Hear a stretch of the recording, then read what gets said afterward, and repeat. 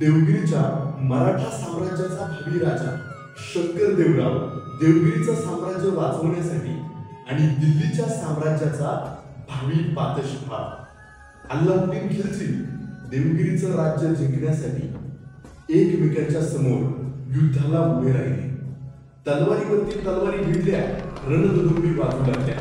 मराठ्यांनी प्रचंड असा हल्ला त्या अल्लाउद्दीनच्या फौजेवरती केला, परंतु अल्लाउद्दीन खिलजीच्या फौजेला मराठ्यांचा मार सोसवला नाही.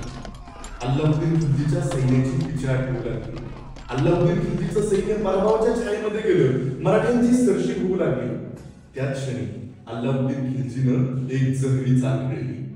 त्याने देवगिरीच्या नाकेबंदीसाठी पाठवलेली 1000 सैन्याची राखीव फौज बोलावून घेतली. रणांगणामध्ये धुळीचे लोट पसरले होते.